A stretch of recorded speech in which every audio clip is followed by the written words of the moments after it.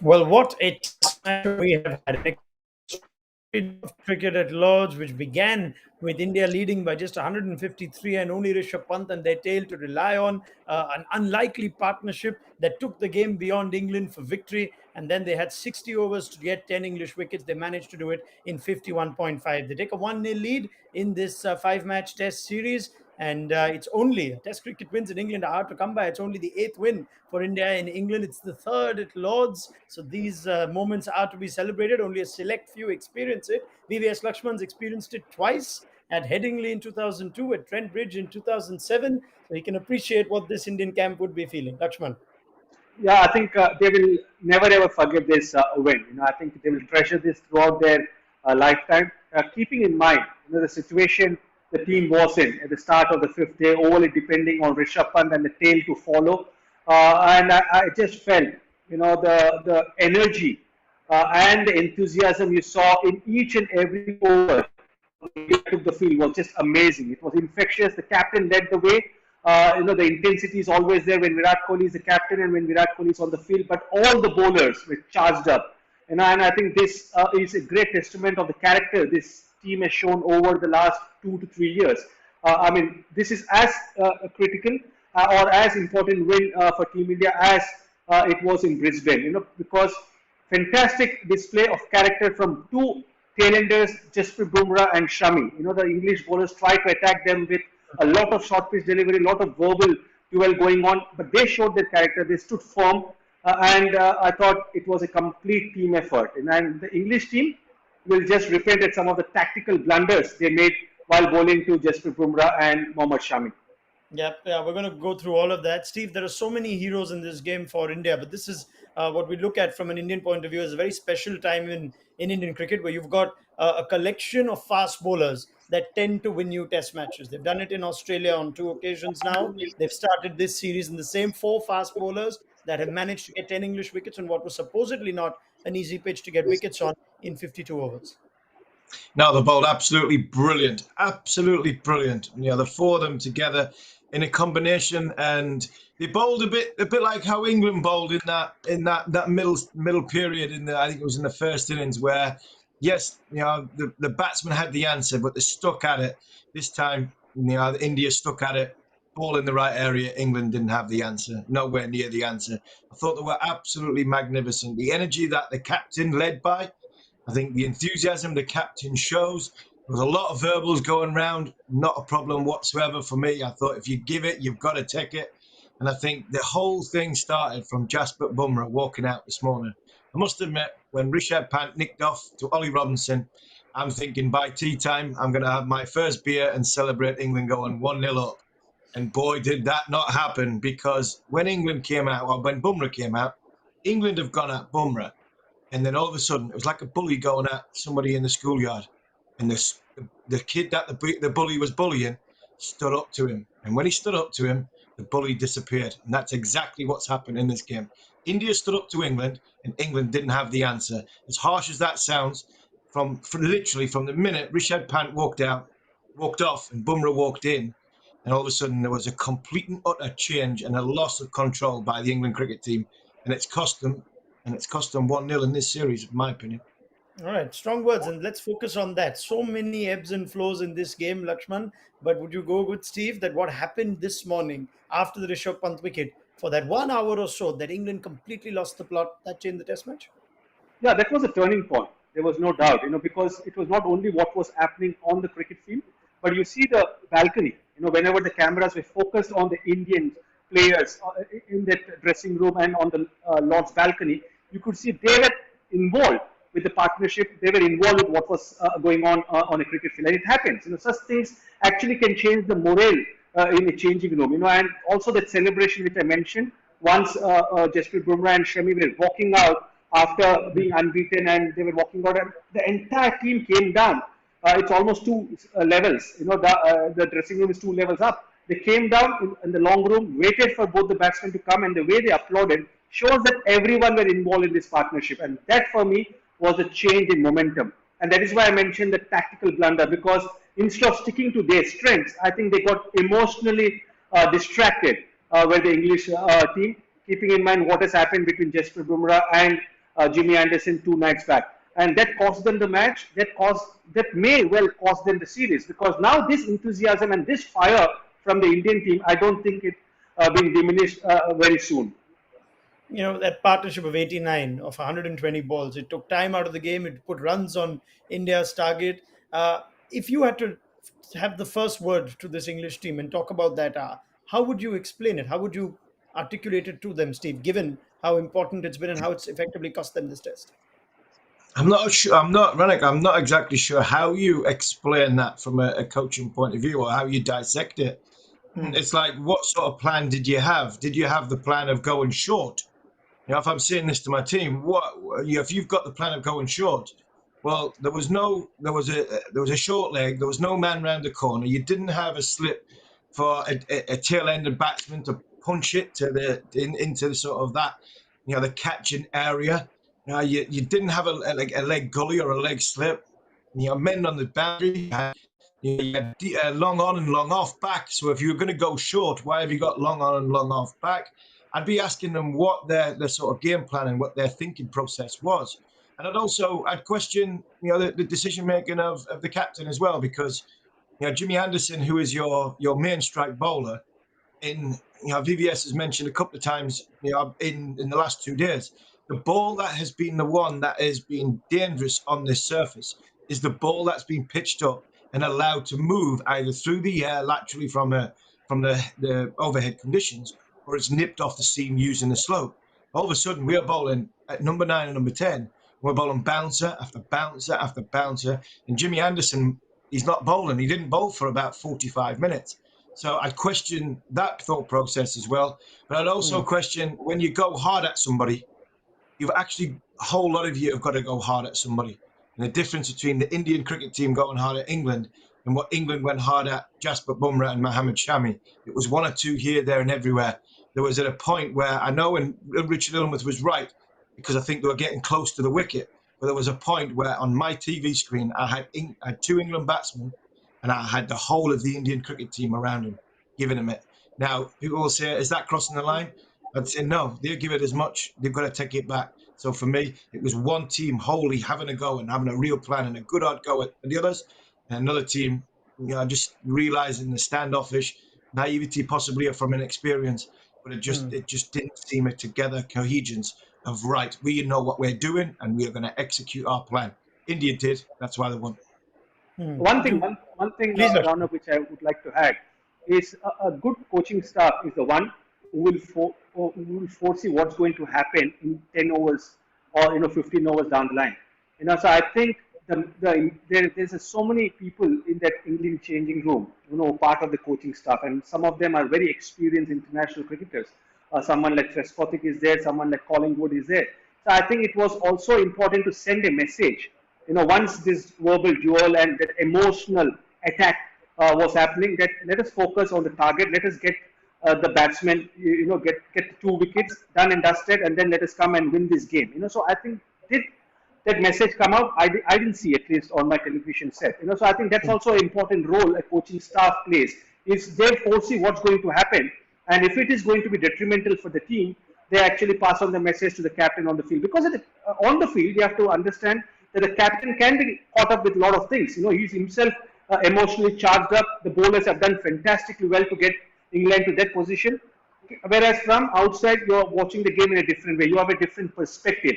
So I think that is where I felt England coaching staff should have sent a message to the 12th man and asking Joe Root and Jimmy Anderson, other bowlers, asking them to focus on the task at hand.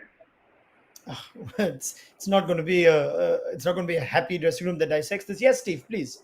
Sorry, it's not the first time this has happened. I remember being part of the commentary team for Talk Sport out in South Africa.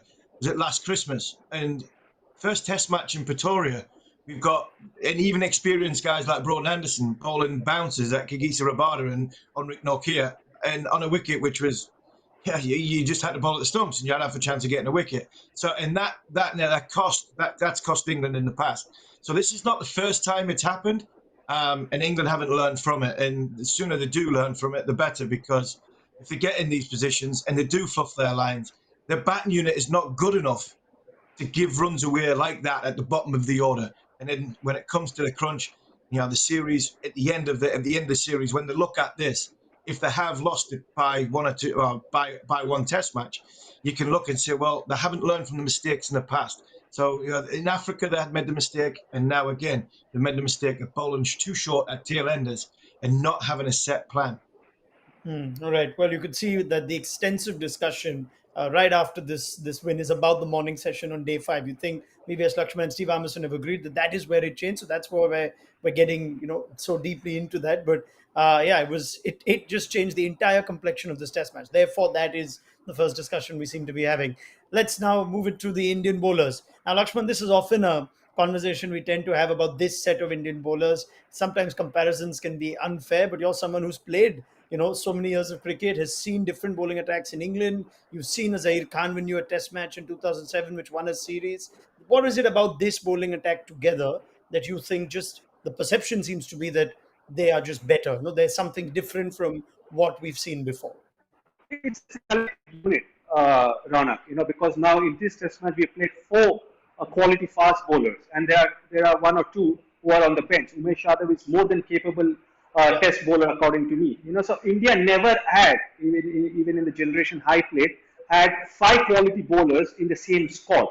But we always used to have, two or three bowlers who would go and win the match. But having that bench strength of fast bowlers, this is the first time. I think it all started probably from 2014-15. And I think a lot of credit should be given to Bharat Arun, the bowling coach, the way he has molded these bowlers and converted them or turned them into match winners. And obviously the culture with Virat Kohli and Indian cricket has brought about as far as fitness is concerned. Because what we saw, the same pitch, yes, there was a little bit of overcast conditions, but the same pitch which we talked about being a placid batting surface, very slow surface, and suddenly the batsmen are getting beaten by pace. They're not able to adjust to the pace. And the seam movement, it's not only about lateral movement while bowling and landing on the seam. It's also the way they bowl intelligently. You saw Bumrah, the way he set up Robinson, coming round the wicket, having the field almost double bluffing the batsman that he's going to bowl a bouncer, and it was a slow delivery. So I think a combination of being well groomed and molded by the bowling coach, who I feel has played a very important role, and second, the effort from the team management, Virat Kohli, and the trainer to make all these players physically fit. Because I believe that it takes a huge toll on any fast bowler's body. I mean, Steve Harmison himself was one of the great fast bowlers international cricket has seen. But to do that day in and day out, you require to be physically fit. And that's exactly what has happened with this bunch of Indian bowlers. And it's not two or three. They've got at least 6 or 7 guys who are capable of winning a test match at a test series for Team India.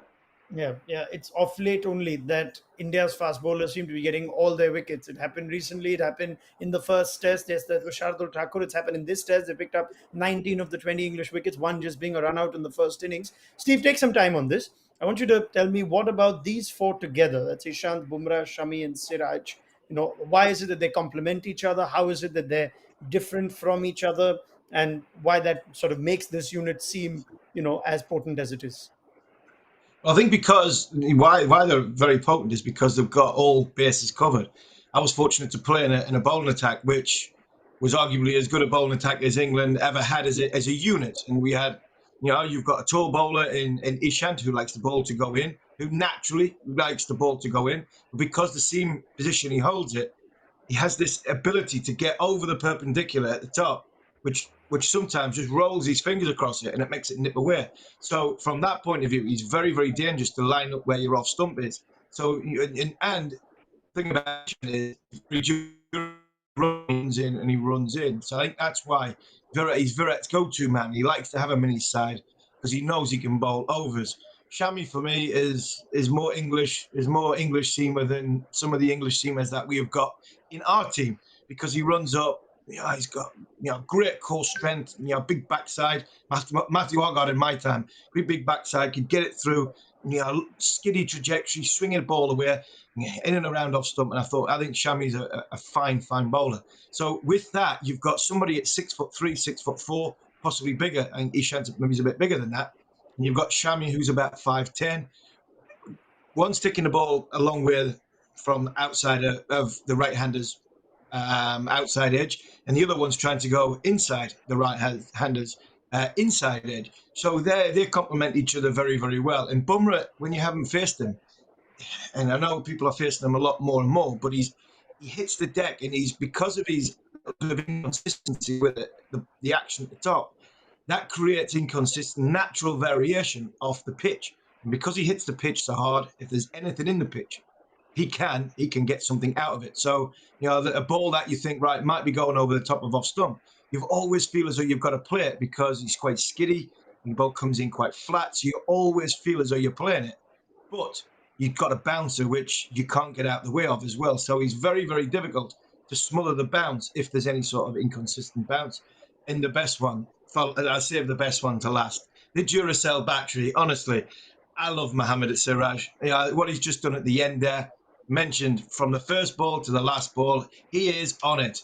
He must be, whatever the fitness trainer's doing to him, boy, keep doing it, because I'd like to think he's still doing it come Manchester by the end of the series, where you've got a crackerjack there who I think when he's got a lot of the similar characteristics to the others. He pitches up, he swings it away. But I also think he's got a bit of heart about him and a bit of dog in him that really goes at the batsman and says to the batsman, I'm going to make this a contest. Do you fancy coming in with me? And then if the batsman's not up to the contest, he wins it. And for me, he's won it in this last 5 days. And he's been, I think, the difference between the India side in these 2 test matches. The way he's ran in has been fantastic. So that for me is why this bowling attack together as a unit is a potent attack, and it's changed the dynamics of the way India's game plan is, because normally India's game plan is 2 spinners, 3 seamers, and your spinners are the ones that are the ones more attacking. But now you've got 4 fast bowlers who can go all around the world, and if you need to play 2 spinners, well, good luck leaving one of them out, and you've not got a bad replacement and Ravi Ashwin to come in. So, like Vivier said, the pool of bowlers for India and the options are frightening at this moment in time. All right, brilliant. Lakshman, just listening to Steve, and I like your perspective as well as a batter, just the challenge when it comes to perhaps adjusting from a Ishant to a Shami, bowling change to Siraj, bowling change Bumrah, back to Ishant. What sort of questions do they tend to pose, given there's no real release bowler when they're all on song? Yeah, I think that's a right word you've used. There's no release bowler, because if you see in this innings, how many loose deliveries did they bowl? Yes, in the end, because they had to take wickets, they're trying too hard. But having said that, the length, which was so important to hit on this surface where there is not much of pace off the wicket, all the 4 bowlers did that. If you see the pitch map, while the line may be awkward, but the length would be more a good length or just fuller than the good length. And I think that's the beauty. And the best part about playing these bowlers, as Steve rightly mentioned, Ishant at a different height, Shami not as tall as the other bowlers, but the great wrist position, taking the ball away from the right-hander, but also because of the wrist position and the ball landing on the seam consistently, can nip back the ball at will.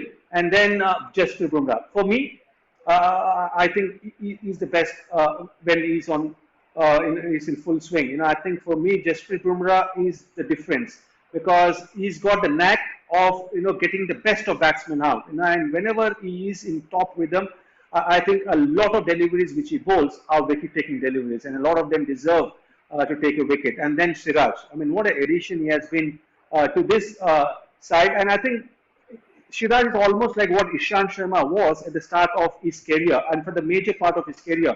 Whenever there were experienced bowlers like Zahir Khan, maybe Irfan Pathan, maybe there was a skillful bowler like R.P. Singh, all of them, Srishant, all of them were playing, but it was Ishant Sharma who used to bowl minimum of 20 overs every day of a test match. And that is something which Virat Kohli sees and wants from Mohammad Siraj. And as Steve rightly mentioned, he's a Duracell battery. He's got so much of energy, and that is something which is so important, especially when you have 3 strike bowlers who you want to use in short bursts, small spells, short spells, and then you have Siraj, who's relentless from one end, not giving away anything easy for the batsman. So overall, I think this is a great bowling attack. And then thinking just about Umesh Yadav, who's so unlucky not to have got a game, and the kind of performance he has given, especially in subcontinent conditions. I think India is really blessed to have a pool of fast bowlers who can trouble any batting unit at home and away. It's fascinating listening to the two of you just to explain this. Bashman makes the point of Bumrah being just having that ability to produce a wicket-taking ball. I'd like to just talk about one. Joe Root was the key wicket, yes, but the Ollie Robinson slow ball. I mean, it creates a different feeling as a viewer when you watch a wicket of a slow ball at a key time in Test match cricket. And who better than Stephen Harmison to talk to about it? We go all the way back to Michael Clarke in 2005. I mean, there are only a handful that I remember in the few years that I've watched cricket. You go to Courtney Walsh to Graham Thorpe in Manchester. That was pretty good. Bumrah to Sean Marsh in Melbourne in 2018. But this one, Stephen, watching it, just tell me, take me through it and the skill that's involved in producing that ball that Bumrah bowled to Ollie Robinson. Well, the skill level is ridiculous, and I'm not even going to come close to comparing it to mine, because the only person that's never picked a slower ball of mine was Michael Clarke, because I had the worst slower ball in the history of the game. I remember bowling two at Mahendra Singh Dhoni, which he hit one 10 rows back, and he hit the next one 15 rows back, and I thought, I can get another one in here, and that one even further. So my slower ball wasn't very good. The only person that hasn't picked it is Michael Clarke. But the skill level of what he was trying to do, set him up, bang, bouncer. Fielders come a little bit closer, subtle little change direction of fielder. Jasper Brummer knew what was going on. I'm moving the fielder just to say to Ollie Robinson, I think you're getting across your stumps. You're going to try and fend this one off. Another bounce is coming, and then just to roll his fingers across the seam to bring it back. I can understand why umpire Illingworth didn't give it out, because I think from that length, you're thinking it's got to have pitched outside the line, because you're thinking he's going bouncer.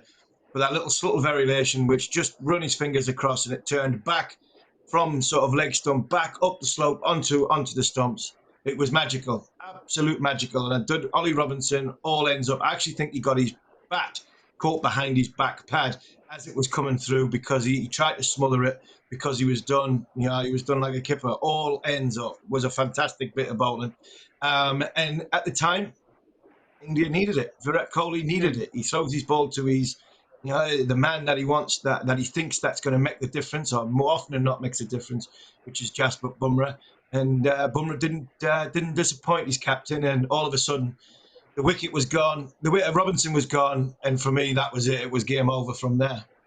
Laxman, just your thoughts on that ball. Remarkable that he decided. It came at a time where it looked like Ollie Robinson was getting comfortable, when the pitch was getting a bit easier, and he just goes around the wicket and the control to just get that right. Yeah, I think, see, a lot of people feel that T20 cricket is detrimental for Test match bowling. But what Bumrah has shown, that because of his T20's bowling skills, where he's probably the best death bowler world cricket has at the moment, and because of the control he has over the slower one, change of pace, yorker, bouncer, he can use them effectively whenever the situation demands. And that is what we have seen from Bumrah. How many of us have seen in a Test match with a new ball someone bowling yorkers? Jasprit Bumrah does that consistently and gets rewarded consistently. So I just feel that because he's so confident with his T20 bowling, I think he can use that kind of option whenever he feels that he can get a wicket. And more often, the batsmen are not expecting the kind of delivery which Bumrah bowls. I think that's why he's a sensational bowler. Because not many bowlers will have that kind of confidence in the change-ups, because in Test match cricket we always talk about hitting this lengths, consistently hitting the top of off stump, try to swing the ball, try to seam the ball. But Jasprit Bumrah has got so many variations which he developed playing for IPL, bowling alongside the great Malinga, and all those skills is getting to Test match cricket, and he's been benefiting from that. Well, he was a strong contender, you think, for player of the match, Bumrah, even though he may not have had the most wickets or got the most runs, but he has part of a key partnership this morning, got key wickets. I think it's gone to KL Rahul eventually. It seems like an age back that happened. So much seems to have happened since, and what's done in the Test match. But let's talk about takeaways for both teams from this now. We've discussed so many things. Lakshman, this Test match seemed to tick a lot of boxes. Rahan and Pujara got a few runs. Does it also vindicate Virat Kohli's template, his selection of playing the fast bowlers when we thought he should have been making room for R. Ashwin? What are the biggest takeaways for you from this Test win? The biggest takeaway, let's start with both the openers. The way both of them, after losing the toss, they applied themselves and got to 100 plus partnership, which is great. In English conditions, irrespective of whether the the wicket is suiting the English bowlers or not. With Duke's ball, with quality fast bowlers, to get to a 100-plus partnership, I think that will give a lot of confidence going forward. And both Rohit and Rahul look tremendously in control. And KL Rahul, the way he converted that half century into a century, which probably he should have done, the control in that innings was great to see. So I think the first tick would be the way both the openers are batting in this series so far. The next tick will be the way Pujara and Rahane batted in the second innings. Yes, we give a lot of credit to Shami and Bumrah, but that 100-run partnership and consuming the pressure and absorbing the pressure is something which was very, very important yesterday afternoon. So that is the second thing, because you want your middle order to fire, especially when your openers are in good form. So Pujara will definitely get a lot more confidence from the innings he played, even though he didn't get big score, but the amount of time he spent on the wicket, and also the kind of feet movement we've seen yesterday. And then Rahane getting to a half century. I thought that's the second thing. The third thing is probably the way all the fast bowlers have bowled. I think all the bowlers, yes, Jadeja didn't get to bowl too much, but I can understand, because I just feel whenever Jadeja was bowling, it didn't look that he would take a wicket. But the wicket-taking bowlers were the four fast bowlers, and the way they bowled in tandem was great to see. Today, the post-run session, defending this target, it was just exemplary display of fast bowling. So probably these are the three takeaways for me, and I thought also Rishabh Pant kept really well, especially today he was tested. A lot of deliveries down the leg stump, but you could see that there was a lot of energy and excellent feet movement behind the stump. So these are some of the takeaways. The only thing which I feel Virat Kohli and Ravi Shastri will be talking to the boys is, while yes, it was an exciting finish to this test match, but they should have capitalized after India were in commanding position after that beautiful opening stand. But they allowed England to come back with losing wickets in cluster. So that is the only thing which happened in Nottingham, and it is repeated in the first innings in Lords also. So this is one area which I'm sure India requires looking, and if they address this, I don't see England coming back in this series. All right, brilliant. Let's go to Steve Harmison for England's takeaways now. There's a bit of time. The squad is only picked for the first two tests. Steve, we spoke extensively about the woes of the English top order in contrast to how India's openers seem to be enjoying themselves. England have a problem there. What are the immediate areas to fix and of concern? There's also the case of Jimmy Anderson playing back-to-back tests. Will he feature in the third as well? What do England take away from this? What do they need to turn around in the next 2 weeks? Well, I think it'd be easier to do the positive takeaway of it and just say Jimmy Anderson and Joe Root.